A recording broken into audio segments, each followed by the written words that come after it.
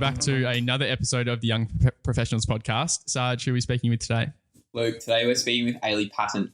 Ailie is a business development manager at Snowflake, a data warehousing management company based in the US. Ailie was born and raised in Texas before moving to Melbourne to complete her high school and university education, where she completed a Bachelor of Arts at the University of Melbourne. With an original career goal of becoming an actress, Ailie knew she had to cast a wide net to gain an idea of the different opportunities available to her after university. Having landed in marketing and then sales, Ailie is a big advocate for saying yes to opportunities when they arise and for taking calculated risks to further your career. Ailie, welcome to the show. Thanks, guys. Good to be here. You've made me sound really great in that bio. Thanks for coming on. And it's easy to make someone sound good when they've done a few interesting things. So thank you. Awesome. Just to start, what is Snowflake? The age-old question. Snowflake is a cloud data platform. So we operate as software as a service, so SaaS, which you've probably seen around the traps. So I suppose essentially I kind of went into this company and I really didn't have a background in tech, didn't really know what data warehousing was. But if you just break it down and make it simple, every company uses data, whether that's retail to see who's buying what, marketers to see who's looking at their ads, healthcare right now, it's a big one for COVID, where COVID is, whether the cases are flaring up. So everyone's got a whole bunch of data, and data is growing rapidly, and we've kind of come into an age where everyone needs to use data and needs to access that and query it to make business decisions.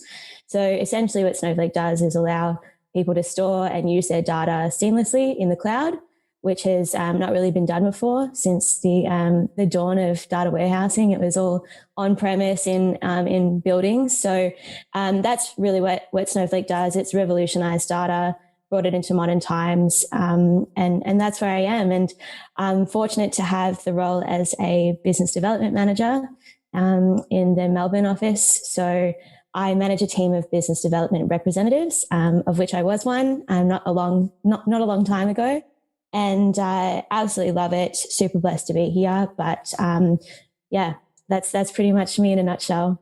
And what is business development?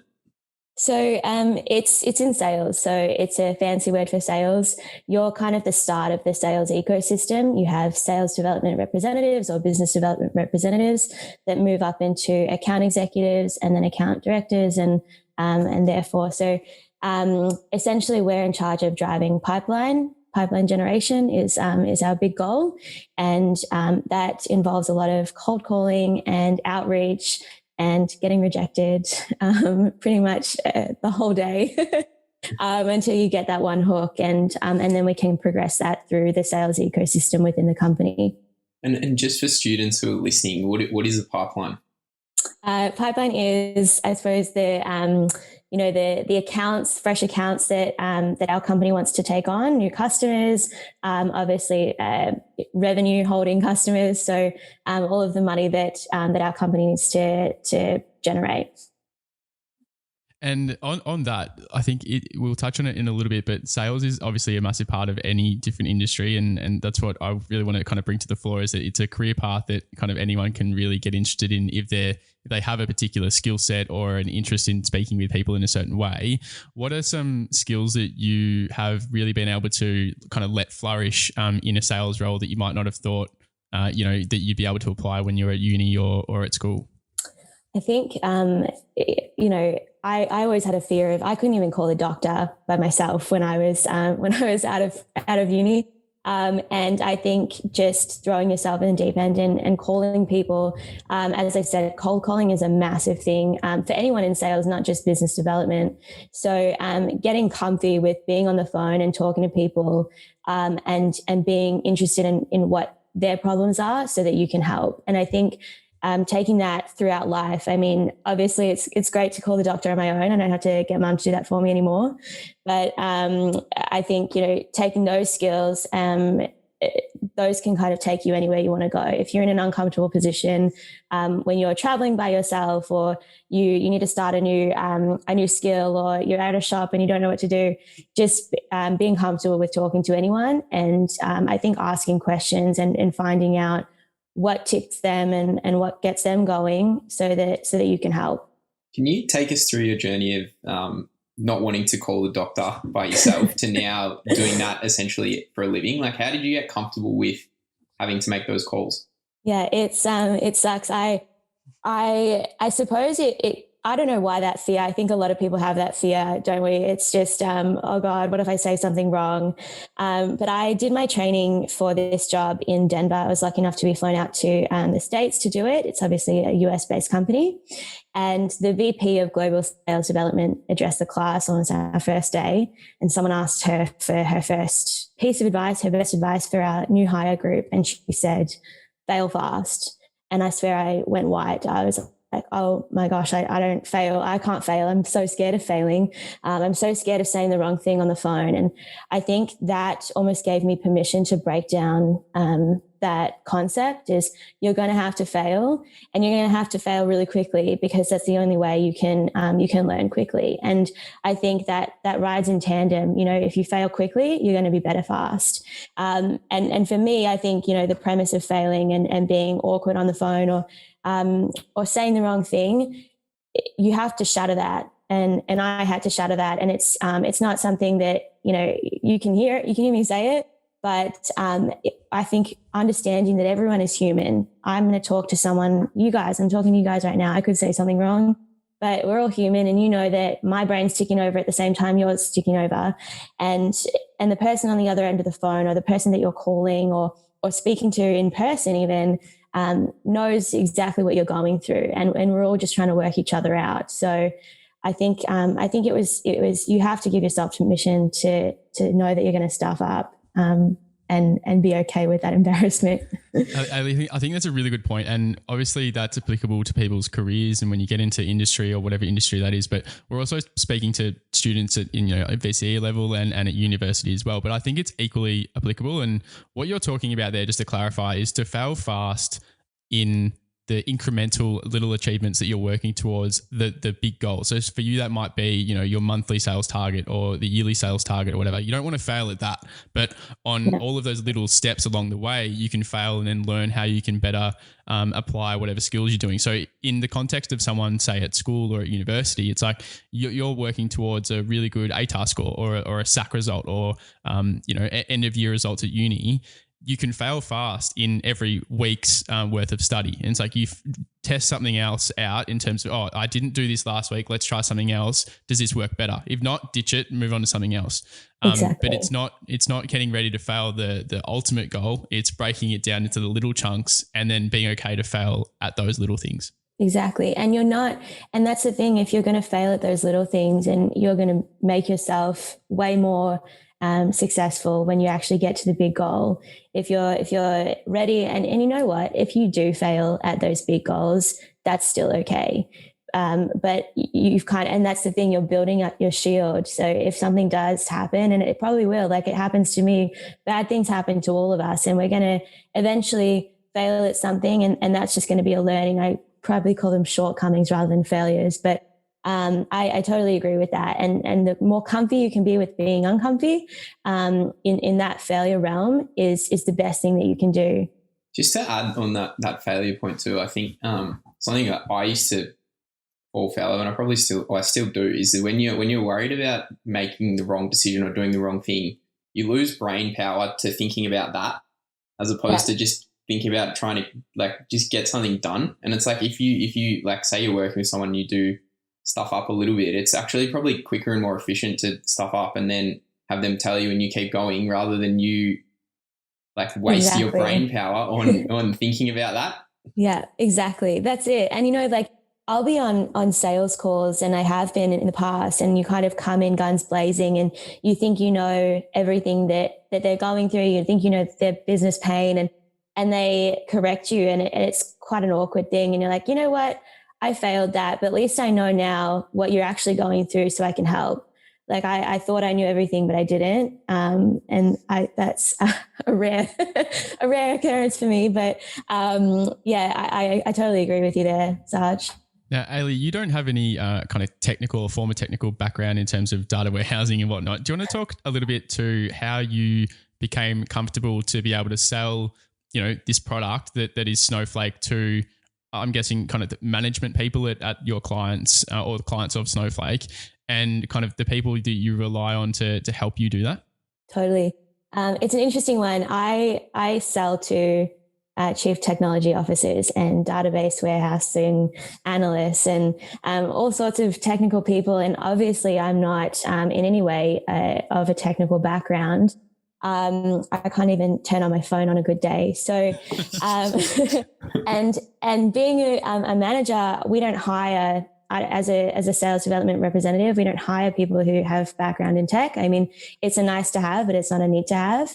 So, I think for me, it's you have to lean on people within the business. You're never going to know everything that the whole entire job entails, but you've got people to lean on and to ask questions. And I think that's a big thing, is to stay curious. It really took me quite a far way, because I don't know enough about data warehousing to hold a conversation with the chief technology officer of X company to know how data is ingested into his platform. But I do have sales engineers working at my company, and I do have resources within the company, and Snowflake does a really good job of that. They have, and most companies do, I do believe now, online resources and current training and things and levers you can pull. And I have to say, YouTube and Google are my best friend. If I don't know what a data warehouse is, you can bet your bottom dollar that I'm going to Google it quickly before the call, or they'll be on a call and they'll mention something like that, a tech that I have no idea that is. You can just Google it. But I mean, that's just a cheats way. I think it's more about being confident in your ability to understand people, and with that, you'll be curious enough to find out the stuff that you need to know. Yeah, I've got some notes from our previous call, and you said your job is not so much to understand the technology that you're selling, it's to understand the needs of your customer and how you can use Snowflake's kind of platform or service offerings to help them fix a problem. Do you want to walk through, I guess, if you've got a process, what kind of questions you're asking to really understand, say, a new business that's come and they're a potential client? Like, what are you trying to find out, and how are you trying to empathize with them, and what does that process look like from your side? Yeah, and that's really it. It's what can we do for you? You don't have to know the language of data, but I suppose the first kind of things we say is, okay, in an ideal world, where would your data landscape be? At the end of this conversation, if you could write the script for your perfect data ecosystem or environment in your company, what would it look like? And that is just a killer one, because that tells me what they don't have, what they do have, and their goals. So we want to know where we can slot in, where we can complement what they currently have, if we need to replace anything. So we're talking about technologies that kind of work in unison, or Snowflake kind of being the technology, whether that replaces a current one or whether that complements what you've already got. And by asking that question, that kind of unleashes this monster of, okay, well, we have a lot of users trying to access this data, but it's getting stopped, or it's getting plugged, and we can't do that. We can't do it in real time, and we need to know this particular answer to this particular problem when it comes up, not in 5 hours, how long it takes to run that query, which we call is a question that you ask of the data. And I think that's really the biggie. And obviously with that, there's like all these little kind of explosions of questions that happen after that. So, okay, so how long does it take to run your data? How many people do you need to manage that data warehouse? Or how many users do you have accessing the data, and how much does that cost you? So all of those little things come, but my big one is what's the end result? And I think that that's such a good question for anyone in sales, whether you're in data warehousing, whether you're in tech, or genuinely, what car do you want to drive? So yeah, that's my biggie. And I learned that from someone in the business, and it's taken me a long way. It sounds like your questioning goes back to the old triangle of time, cost, and quality. Yeah, it's exactly that. That's sales is a a great industry, but it doesn't really change too much. So the line of questioning doesn't change a lot. Ailie, you mentioned before that you're not no expert in terms of data. You're not a data scientist or a technical person. And you spoke about how you lean a lot on your team to help you understand that and to be able to have good conversations with your clients. Where did you develop that ability to team, and what introduced you into being so open to team up with your team like that? I think it's the realization, I think I've mentioned this before, that you will never know everything. And I think if you start there, in my previous role, someone said to me, I was looking for what's next, like what can I do next? And she was just, you're so ambitious. You need to, you think that you know everything about this job, but you don't. And she wasn't being mean. She said, she was the general manager of the company, and she said, I still have so much to learn. And I think the second you realize that is that you're never going to know everything, and you have the gift of people around you who will cushion you. I mean, you're all the company, which means you're in a community, and it's almost like a family, and they don't want you to fail because they don't want the company to fail. And if the people fail, the company fail. So you have to cushion each other. And I think one, if you kind of cast your net and you say, I need help here, but you also give that back to people. So I'll help you. Quid pro quo. I'll help you if you help me. I can do this for you. I can help you train. I can do practice calls with you. But I do need your help in understanding the technical aspect of this, or I need you to help me train the team to do this.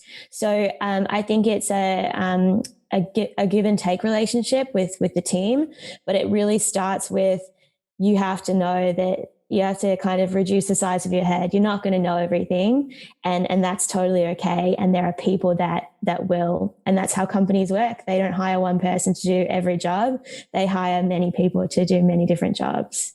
I think it's awesome that you bring it up, because 100% agree with you in terms of that's how companies operate. But I think something that people don't often appreciate is that you can take the same attitude to when you're studying at school or studying at university or studying wherever you are. It's like, say you're sitting in a classroom of 28 people and you're studying for a, fill in the blank SAC. It's like, you're not going to know everything, but the person sitting next to you might know the stuff that you don't know, and you know the stuff that they don't know. So it just kind of, on reflection of when I think back to school, it's kind of baffling that you don't appreciate that when you're a student, and the potential that you can get everyone else around you to kind of help you out be better, and you can all help each other out to be better. So I know that's a bit of a stretch in terms of a connection there, but really on reflection, I think people that are a little bit younger should really appreciate that and try and put it into practice. Absolutely. And 100% I agree with you. And I think that also ties into university. I believe probably one of my biggest mistakes when I was in university was being quite a solo operator.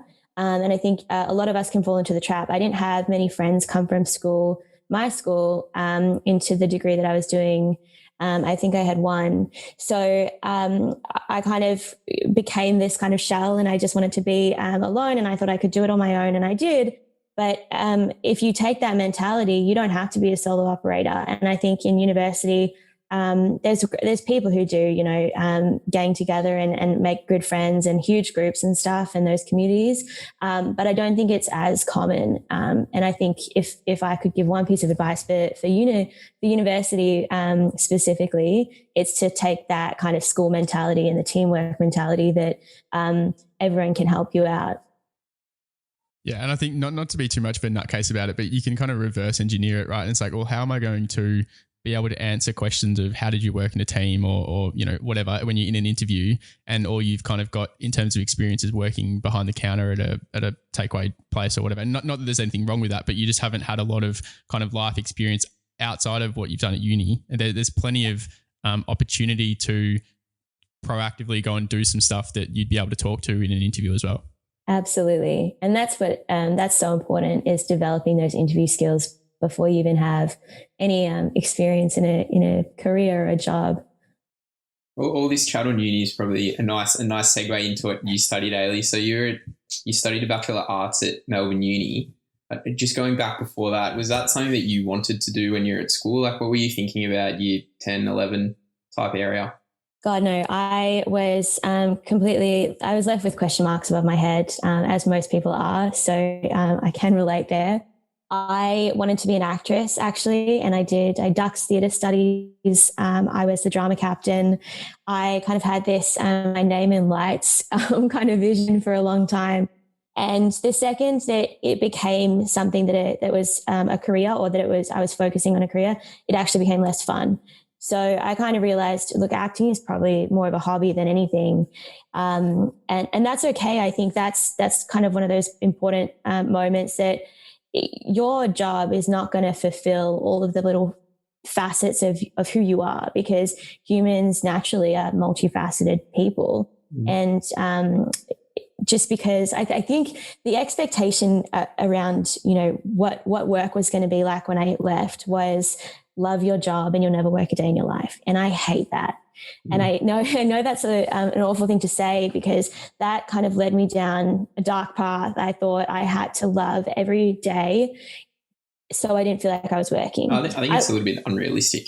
It is. It totally is. And I think, we're, as young people, we're kind of set to believe that. And that's so not true, because we have a 9 to 5 and we have a 5 till 9 as well.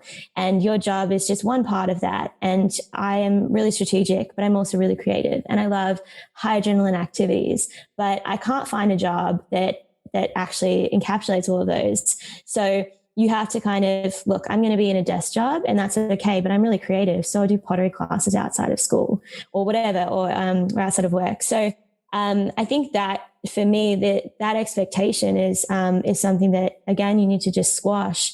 And you'll make little kind of twists and turns. And I did marketing at the start. I did a Bachelor of Arts and majored in media and comms and criminology. So I wasn't really sure. And I think if you can cast your net wide, if you're not sure, then pieces fall into place, because you'll learn from shortcomings, and you'll learn from little things that you don't like, that doesn't sit so cozy with you. Well, to that, there's an element of acting in sales too, right? Like, I think there's no maybe I'm joining two dots that don't exist, but I think that the two are somewhat similar. If you're really good at sales, then I think people do tend to have the ability to act.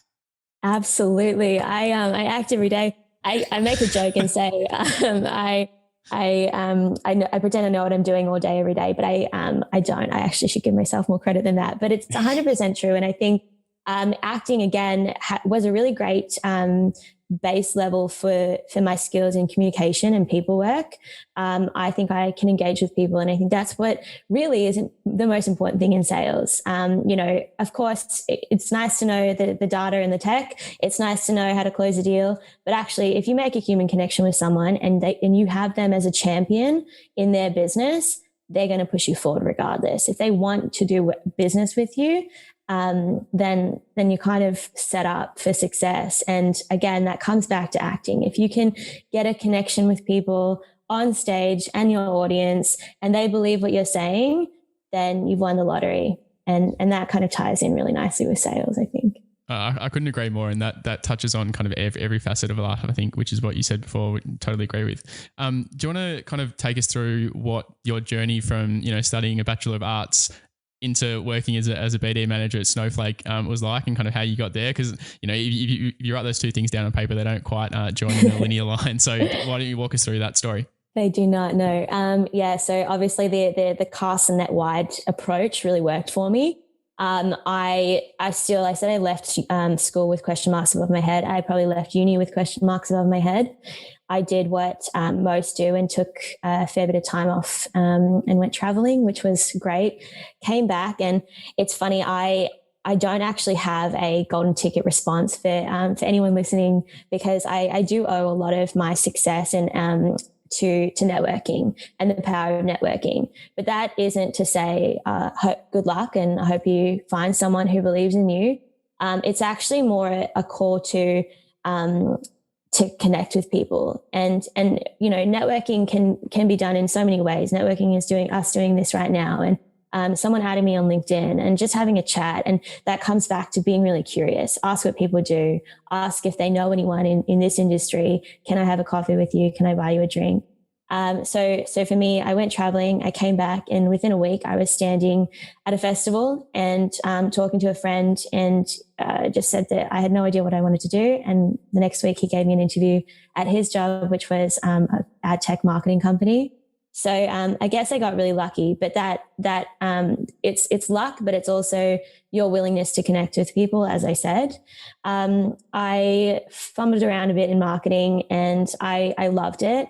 I was lucky enough to find a mentor within the company who went on maternity leave and actually offered to be my professional mentor beyond that. And I think that was my real break, because what that mentor did was she saw something in me, which is really important for a mentor. But what's more important is for them to see something in you so much that they believe that others should see it, and to pull that through. And she was able to, get me in front of clients and start talking to clients and start presenting to clients. And from there, I moved into an account management role. So you get promoted because people believe in you. And I think you need a platform. You need someone to give you a bit of a platform to stand on at the start. Did she ever tell you what those things that she saw in you were? She said to me in a one-on-one that I was scarily ambitious. So I think maybe a bad thing, but I think it's drive.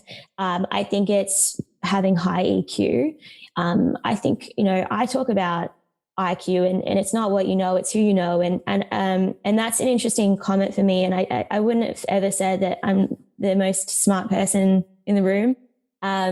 But, my sister's super academic and she's a scientist, and I was always, following in her footsteps. But what I did have was incredibly high EQ. And I think if you can read the room and connect with people, God, you're so much better off. You can, again, it just ties back to that. You'll be invested in what they want to talk about, and you'll learn just by the power of chatting. And if you can talk the ear off a scabby dog, I feel like that's the best, the best kind of goal and thing you should do. Yeah. I think there's been so many people that have come on here and said that the best thing that they ever did was, make a point of telling their friends as parents when they went over to their house what they wanted to do, and just talk to them about what they were doing in their life, and talk to the person at the coffee shop and all of that kind of thing. So I think hearing what you're saying, there seems to be a need for people to do a bit of, self-reflection on themselves when they're younger. And it's like, you might be okay at maths, or you might be okay at English or whatever. Like that side of things is important, but also do a reflection on what are your skills outside of the academic sphere that you can really capitalize on and grow and get better at. And if you can realize early that you can talk the ear off a scabby dog, not everyone has that. Is that a phrase? I just made that up. I don't know. I've written it down, so we're going to go for it. But yeah, if you can realize earlier that you're good at X, Y, or Z, and you can realize that not everyone else is as good as you at that, you can really think laterally and be like, okay, what areas can I go into? And sales is obviously one of them. Yeah, absolutely. And that's the ticket. It's what can I do that everyone else can't? Because you don't know when you're sitting there and you're stuck, and you don't actually know that skill that you have is actually quite unique. And it does take a bit of time, and sometimes it takes a push. Sometimes it takes someone to tell you, and you are welcome to go and ask people, what do you think what if you could describe me in 3 words, what would it be? And for me, I ask people and people say, you chat a lot, like you're really talkative, or you're bubbly. And if, those little personality traits actually all link into, okay, I'm really good with people. Because if someone that I don't really know that well says to me, I'm bubbly, that means that I can talk to them. And that's something that my housemate wouldn't say, or, that's what makes you unique. So yes, we can be good at maths or science or drama or whatever it might be, but find those tiny little things that make you you. And those will take you far to wherever you want to go within your career. Just to go full circle, I think that links in nicely with what you were chatting about before in terms of teaming. Like, it's all well and good for someone to be technical, but if you're technical and you can't get along with anyone or get anyone along for the ride in terms of like selling yourself, selling an idea, working in a team, then your technical skill is useless is too strong a word, but it's not being used to the full extent because you can't connect it with anyone else. Exactly. And again, like if you're not a really talkative person, my sister's not, and If Is you're that not because like, you spoke so much at home? yeah, she didn't get a word in. No one did. So my whole family don't talk. I don't know why. But if you're not really like that, if you're not outgoing or bubbly or an extrovert, that's okay. And I think that again comes into the team. There's going to be someone in your team who is. So if you're, a data analyst, or if you're a sales engineer and you're not that good at selling, tell the salesperson to tell them this, or cushion them so that they can do it. So we all win as a team. No, I love it. Let's move forward a bit in terms of, okay, you've landed at Snowflake in your role now, and you've obviously kind of moved up the ladder a bit there. Do you want to talk a bit about the growing role of women in tech? And we've spoken a little bit about it with some people who are kind of on the data science side and they've got the technical ability, but I think you will have an interesting perspective on it from the sales lens. And I think it's important to open up the context of, hey, if you're a young woman and you want to get into tech, like sales is an opportunity. There's all these different kind of aspects of working in that industry that you can go down. So do you want to talk to that a little bit? Yeah, totally. And it's interesting, we talk about women in tech, and actually tech is just becoming ever present. I don't think there's a single company that doesn't rely on technology. So being in technology is actually everyone. We all work with tech, and it's only going to grow further. But the women in tech aspect is a funny one for me. When I was joining Snowflake, I kind of looked at my dad, who's been in IT for 30 years, and I said, should I do this? I'm not really technical. I don't know what I'm doing. And he said, you'll be great. You will be. You're also a woman in tech, which is super rare. And I listened to him. That's fine. And then as I spoke to other people, I got other people's comments about that. Every single person they spoke to said, well, you're a woman in tech, and you'll be successful, because there's not a lot of women in tech. And for me, that is, I would hope that in the next 10 years, that any woman who asks someone that says, should I go into tech, and they say, you're a woman in tech, I hope that no one has to say that, because it shouldn't be. It's fantastic, and I think it's an opportunity to women being in tech, and there's so many communities online about that, which I think are really important. But I think they're really important for every gender to involve themselves in and look into, because it shouldn't be separate, and I shouldn't be successful because I'm a woman in tech. And I would hope that, girls listening to this now, when they ask if they want to go into tech, someone says, you're not going to be successful because you're a woman in tech, because you're rare. You're going to be successful because you're going to be good at that job.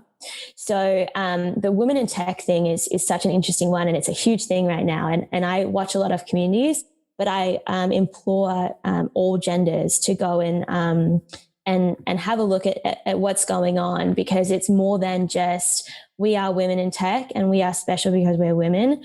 We're actually damn good at doing our job, and we're damn good at being in tech, and that shouldn't matter if we're women or not. So it's fantastic, and Snowflake is incredibly diverse in that regard. I'm very lucky to be. We have a community at Snowflake. Obviously, there's girls in sales-ish and all those things that crop up, but I think Snowflake, hires the right people for the right job, and that's what's really important to me. But super inclusive. I work on a team that's probably 50-50 male and female, and so I wouldn't even notice that I was just a woman in tech. I'm an employee at a tech company. I think I completely agree with you. I think it should be a meritocracy more than anything else, and whoever is the right person for the job should just get the job. And if you're good at what you do, it doesn't matter what your gender is or what culture you're from, like that. Yeah, it should be secondary. Yeah, absolutely. And on that, you mentioned before that you have a great mentor. How did that come about? And do you have any other mentors too that you lean on? Yeah, so my mentor, she was within my company, and I think mentors can have different forms. My dad would be my mentor. He is I idolize the guy, but my particular mentor, she was within my previous company. She was actually my manager, and I think, as I said, she saw something in me that not that no one else saw, but she saw something and was willing to fight for me. And I think that is super important to have. Unfortunately, very tragically, my mentor died in a car crash last year. So I'm yet to replace her. But I think, that doesn't mean that I will never have another mentor. And it doesn't mean that I don't have a professional mentor that I look up to.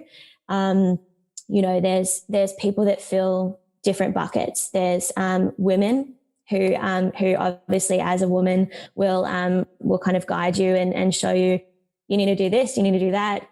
Unfortunately, you'll have it harder here and you won't have it harder here.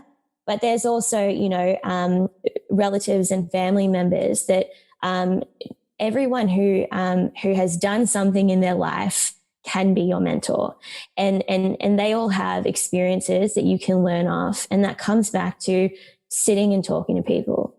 You'll almost create mentors just by talking to people. The guy at the coffee shop who started the coffee shop, the learnings that he had from starting the coffee shop, like that's a scary thing. You can create mentors from anyone. You don't have to sit back and wait for the right person to come along. That's really important. I think I was really daunted by the fact that everyone seemed to have a professional mentor and someone to help guide them. And no one's asked me yet. No, and you can get yourself in a bit of a tiz because you're worried that you haven't found the right person. But actually, every single person that you'll invest time into talking to and learning something from can become your mentor. Not to get too morbid, but I think if you can find, if you've come across someone that you're like, I really rate how you operate, or you've done some fantastic things that I want to emulate, it's like, go and approach them and tell them that, and then maybe they'll become your mentor. Because, not to be too cliche, and I'm sorry to hear about your mentor passing away last year, but that person might not be there in 6 months' time. They might have moved overseas or whatever it might be, and you might not get that opportunity again. So if you meet someone that you're like, I want to maybe be you in 10 years' time, go and approach them, go and ask them to get a coffee, or tell them you'll buy them a drink or whatever it might be. And you can start with that line. I love that. I want to be you when I grow up. How cool is that? And I don't think anyone on this planet, I was talking the other day to someone, I said, the best compliment you can get is if someone says, I want my son to turn out like you. I want my daughter to be like you, or I want to be you. We all want to be that person because we all want to be someone that someone looks up to. So I absolutely agree with that. I don't think you should waste any time. As I said, life is super precious, and I learned so much from my mentor in such a short time. And, even to this day, the moves that I make in my career and the things that I do, I think back to things that she told me to do. So it can be for a minute, a conversation you have for a minute, those things will carry through and kind of take you throughout your job and your career. On the topic of advice, Ailie, what are some of the things that you've learned over your time? Maybe particularly focusing on any failures you might have had that you've learned from? Yeah, I think, failures is a funny one. I will call them shortcomings. Very, very salesy. And of them, there are many. From, sending the wrong email or calling the wrong person, having no idea what to say. Those are little things that obviously that happen pretty much every day. So again, I've had to be comfy with failing. But I think the thing that I'm still working on and something that I will continue to improve on is my unfortunate tendency to overthink. And that is a failure. I would see that as a failure or a shortcoming, because you'll stop yourself from doing something that is within your gut. I don't trust my gut enough. It's actually, the second brain. There's more neurons in your gut than there are in your brain. I know that from my sister, who's a scientist. But I think overthinking is my biggest failure, and it will continue to be so long as I do it. It almost stopped me from getting this job in Snowflake because I didn't think I wanted to be in tech. I wasn't sure if I was the right breed of person to be in sales. I know everyone says sales is a specific breed of people. But they're not. We're not all monsters. I think it's just been given a bad word. But I think, I overthought that. I thought I couldn't do it. I didn't trust myself, and I actually gave up. I said no to the job twice before I actually landed it. Luckily, my manager, the guy who pulled me over, was a legend who held the job for me and believed in me. But that would be it. Overthinking. It will literally be the death of so many bright moments in your life, and will stop you from doing, what you actually want to do. I couldn't agree more. And I can't exactly remember who said this. It might have been Tim Ferriss or someone, but when he was quantifying or trying to explain how you think about thinking too much, I think the first thing should be, if you're considering doing something, it's like, if it doesn't work out, am I going to be in a worse place than when I started? And if the case is, okay, you're just going to get back to where you started, it's like, well, what's the worst thing? You found out that something doesn't work, and that's kind of a positive. So that's something I've tried to implement, because I certainly have struggle with overthinking things as well. Yeah. Ailie, just to finish up on just some maybe advice for people that maybe want to get into sales, or after hearing this conversation want to get better at selling something, or particularly themselves. What are some things that they could be doing to work on that and better those skills? Yeah, it's a funny one. I don't think the words "when I grow up, I want to be in sales" comes up that often. But we actually, at my company, we got a book written by a sales guru in the States that actually was entitled "When I Grow Up, I Want to Be in Sales." And I think, look, sales is, as I said, it's been given a bad rap. It's not a dirty word. It's actually the skills that you're learning in sales, as we talked about today, are lifelong skills. For me, there's a huge community of people on LinkedIn. I'm a LinkedIn nut. Feel free to add me, or I'll add you guys. And there's a huge community of sales, superstars from the States predominantly, because they're big on sales over there. Morgan Ingram, John Barrows, to name a few, Beck Holland, which I'm sure the boys can put in their show note. So I think as well, for me, it's a really good time to kind of, if you are wanting to get into sales, obviously we can, have a cry about COVID and all the negatives that's come from it. But what it has done is given us the gift of time. And you have so much time to better yourselves and upskill. And there's never been a better time to allow yourself to learn new things. And, there's incredible courses. I mean, I think Harvard is doing micro courses on higher education that you can do all these things. And that's what's really important, isn't it? It's, upskilling in things that you don't even need to know. If you want to be in sales and you want to start master classes in cooking, then go for that, because businesses are not looking for one-trick ponies anymore. They're looking for people who know a range of skills, and maybe that's not cooking in sales, but it might be. Your manager might be a cooking aficionado. But I think right now it's a great time to capitalize on all of the stuff that's come from COVID, because there's masterclasses online. You can do micro courses. You can go and say you've done a course at Harvard over COVID. Like, that's never before seen. I mean, I hate to use the word unprecedented, but it is. And that's a fantastic way. And I gave a plug to YouTube and Google before, but there's nothing you can't learn on YouTube. There is absolutely nothing.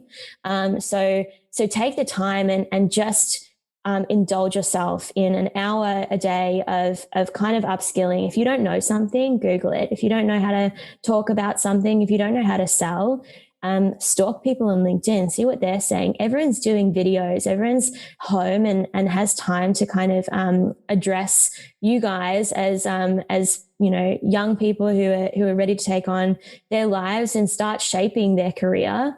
and they're willing to help. So that's my best advice: is use this time as a gift, and do as much as you can to immerse yourself in a world of knowledge. I think that's awesome advice, and I couldn't agree more with the gift point. I think one of the gifts for Luke and I has been the ability to focus on doing this podcast with Annie, and it's been awesome. And but for COVID, we probably wouldn't have kicked off because it would have just been a little bit hard with timing and everything. So couldn't agree more. Yeah. It's interesting. I saw something the other day that said, without COVID, you wouldn't be this version of yourself right now. And I think, there's obviously parts of me that I would probably prefer that I wasn't because of COVID. I'm eating the entire fridge every day. But I've also learned a lot about myself with all this spare time, and I've learned how to operate at home and work from home and pivot on a dime. So, I think that's super important. And I think we need to probably focus a bit more on the positives that we've had. I think it's awesome. And definitely, I think the thing that I've taken out of that is just focus on the positive things you can take out of what might be a poor situation, and you can always find something or an opportunity that you can better yourself or put yourself in a better position than you were yesterday. So I think that's awesome. And thanks very much for coming on the show today, Ailie. We really appreciate the time and giving a perspective on what it's like to be a person in tech, working in a sales role particularly. Yeah, awesome. Thank you so much, guys. Good to chat. I will see everyone listening on LinkedIn, I'm sure. Careful. All right. Thank you.